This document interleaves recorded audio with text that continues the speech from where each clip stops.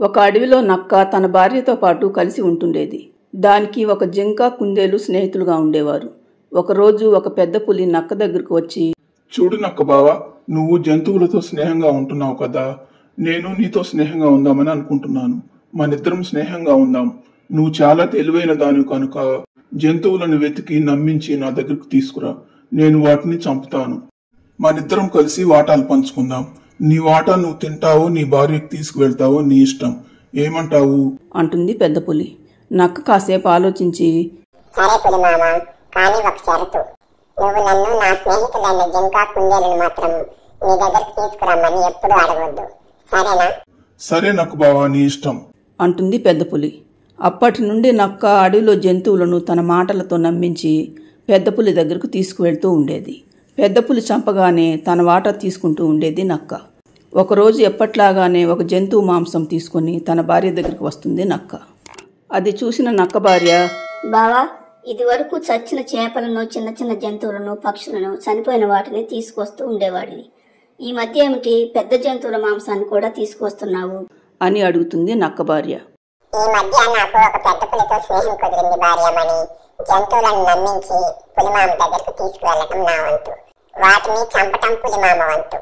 తర్వాత ఇద్దరం వాటాలు పంచుకుంటాం. మన వాటాలో కొంత నేను తిని మిగిలింది నీకు తీసుకొచ్చాను. అయ్యో, ఆ పెద్ద పులితో నీకు స్నేహం ఏమిటి బావా? మనకు వాటా వద్దు, ఏమీ వద్దు. నువ్వు ముందు ఆ పెద్ద పులితో స్నేహం అనుకో.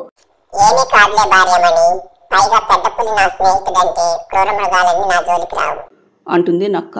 అలా కొన్ని రోజులు గడిచిపోతాయి. నక్క జంతువులను నమ్మించి పెద్ద పులి దగ్గరకు తీసుకువెళ్తుందనే సంగతి తెలిసి జింక, కుందేలు దానితో స్నేహం మానేస్తాయి. క్రమంగా మిగతా జంతువులు కూడా నక్క నిజస్వరూపం తెలియటంతో నక్కకు ఎదురు పడకుండా తప్పించుకుని తిరగటం మొదలు పెడతాయి. దాంతో నక్కకు జంతువులు దొరకటం కష్టమవుతుంది. ఒకసారి నక్క 2 రోజుల పాటు వెతికినా ఒక జంతువు కూడా దొరకదు. దాంతో అది పెద్ద పులి దగ్గరకు వెళ్ళి, పులిమామ, నా గురించి జంతువులన్నింటికి తెలిసిపోయింది. అవి నన్ను చూసి దాక్కుంటున్నాయి. ఇక జంతువులను నీ దగ్గరికి తీసుకురావటం నా వల్ల కాదు పులిమామ. ఓహో అలాగా.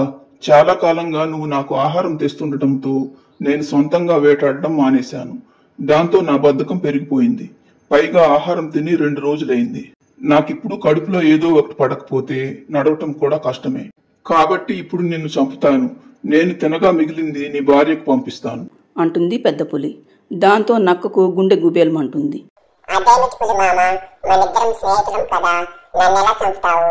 నాకు స్నేహితులు, బంధువులని జాలి ఎప్పుడూ లేదు.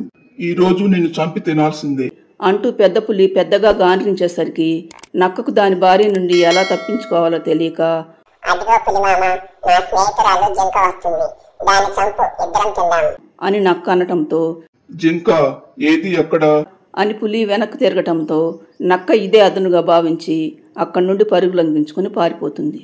తరువాత నక్క తన భార్య చెప్పింది నిజమేననుకుని తన స్నేహితులకు క్షమాపణ చెప్పి అప్పటి నుండి బుద్ధిగా ఉంటుంది. ఫ్రెండ్స్, ఈ స్టోరీ నచ్చితే లైక్ చేయండి, ఛానల్ను సబ్స్క్రైబ్ చేసుకోండి.